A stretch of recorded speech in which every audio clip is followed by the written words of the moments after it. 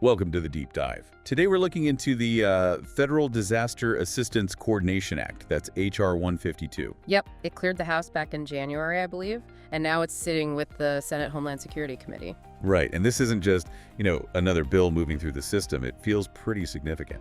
It really could be.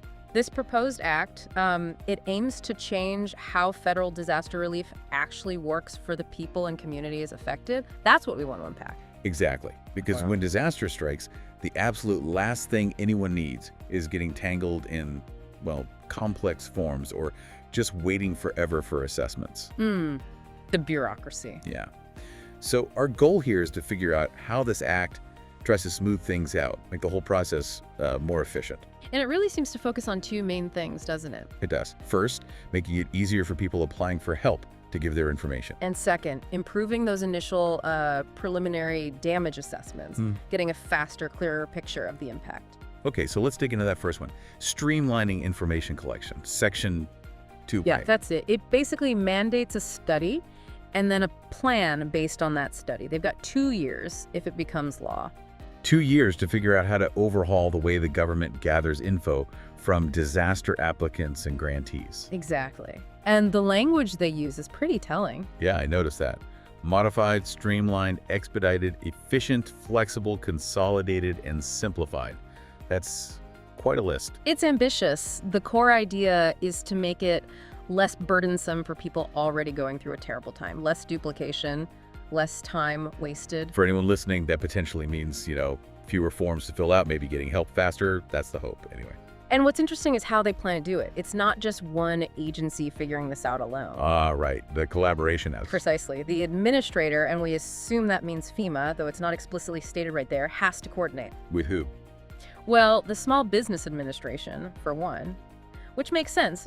Businesses are hit hard. Then HUD, the Department of Housing and Urban Development, obviously key for shelter needs. Okay. And also this Disaster Assistance Working Group, that's part of the Council of the Inspectors General on Integrity and Efficiency. The IGs. Yeah. So the watchdogs are involved. Yes, which is important for accountability, right? Making sure the streamlined process is still, secure and fair, plus any other agencies they deem appropriate. So it's a real multi-agency effort, trying to get everyone pulling in the same direction, it sounds like. That seems to be the goal, and the plan isn't just about the initial application either. It also covers how they'll regularly collect and report data on the assistance that's actually awarded. Which links into transparency, I suppose. Absolutely. Knowing where the aid is going, how much, maybe spotting gaps or inequities over time. It gives everyone a clearer picture. And speaking of transparency, there's that bit about a website. Yes. That's a key deliverable. They have to set up and maintain a public website showing all this federal disaster assistance information. Wow. So a central hub for tracking aid. That could be incredibly useful for researchers, journalists, the public. Definitely a big step towards openness. Okay, shall we shift to the second major part? Improving preliminary damage assessments. Yeah. Section 2B. Yeah, let's do that. This is about that crucial first look after a disaster, right? Figuring out the scale of the damage to see what federal help is needed. Exactly. And again, the Act stresses a collaborative approach. Another working group. That's right. The administrator has to convene a working group specifically for this. And again, it's got a pretty broad membership. Who's involved in this one? Okay, so you've got Secretary of Labor. Thinking about jobs, workforce impacts. Presumably. Then the Director of OMB Office of Management and Budget. Okay, the money side. Health and Human Services, thinking about public health. The SBA administrator again, Secretary of Transportation. Infrastructure damage, roads, bridges. Makes sense. And the Assistant Secretary of Commerce for Economic Development. Plus, again, other agencies as needed. So it really underscores that disaster damage isn't just one thing. It hits health, economy, jobs, infrastructure. It's multifaceted. And this working group has some specific jobs to do. What are they tasked with? First, they need to pinpoint and describe potential areas where current preliminary damage assessments might be duplicative or fragmented. So finding the inefficiencies, where different agencies might be stepping on each other's toes or doing the same work. Exactly. You don't want multiple teams assessing the same broken bridge, for example. It wastes time and resources. No kidding. And doesn't the Act push them to think about a pretty radical change here too? It does. It asks them to determine the applicability of having one federal agency make the assessments for all agencies. One agency does the initial assessment, and everyone else uses that data. That's the potential idea. Could that simplify things? Speed it up? It's a big question they have to tackle. It sounds simpler on the surface, but you'd have to make sure that one agency truly captures all the different kinds of impacts, right? Like, would they understand the nuances needed by HHS versus, say, the EDA? That's the challenge, isn't it? Ensuring that a unified assessment is still comprehensive enough for everyone's needs. That's likely what the working group will debate. Makes sense. And they're also told to look at new tech.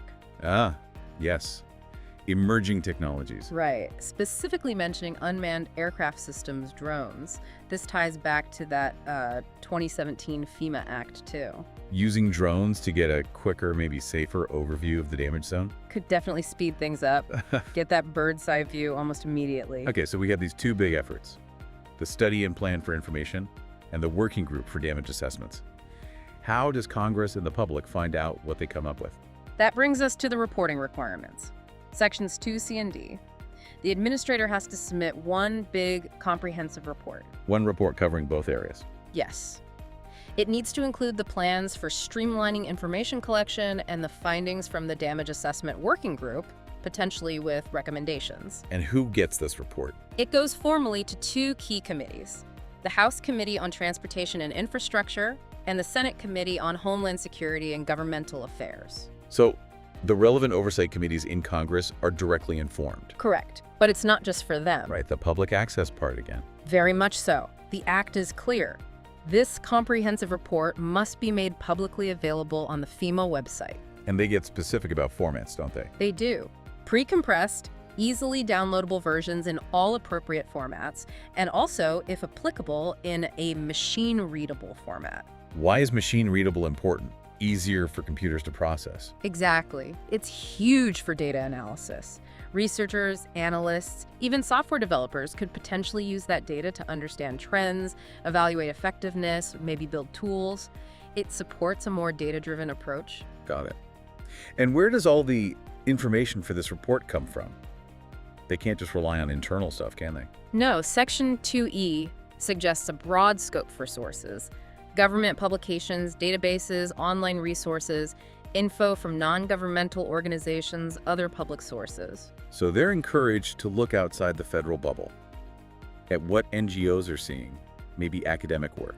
It seems that way, a pretty thorough approach to gathering insights and potential best practices. And is there a follow-up mechanism after the report is submitted? Yes, there is. Section 2CAF. Within 180 days of submitting the report, if the congressional committees request it, there has to be a briefing. Who gives the briefing? The FEMA administrator or their designee, and someone from that Council of the Inspectors General on Integrity and Efficiency, the IG group we mentioned earlier. Okay, so both the agency lead and an independent watchdog perspective.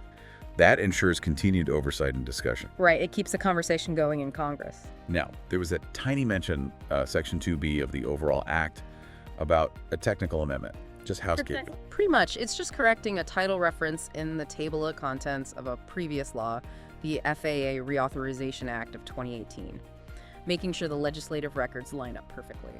Attention to detail. Right, dotting the I's and crossing the T's. Okay, so let's try and sum this up.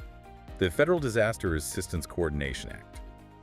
It's really trying to tackle some persistent frustrations with federal disaster aid. It is. It wants to make it easier for survivors to apply for and get help, less paperwork, faster processes, and it wants to make the initial damage assessment phase quicker, more accurate, and better coordinated. Through these mandated studies, plans, and working groups. With a big emphasis on agencies working together, not in isolation, and a strong push for transparency through public reporting. The ultimate aim seems to be a federal response system that's, well, more responsive, less bureaucratic, more helpful when people are at their most vulnerable. That certainly seems to be the spirit behind it. So as we wrap up, maybe something for everyone listening to think about. What could a truly streamlined, coordinated federal disaster response look like in practice? How might that change the story for a community, maybe even your own, facing the next flood, fire, or hurricane? It's a critical question, because this isn't just about government efficiency, it's about human recovery and resilience. Absolutely, and definitely keep an eye out for that comprehensive report on the FEMA website down the line. It should offer a much deeper dive into the specific changes being proposed.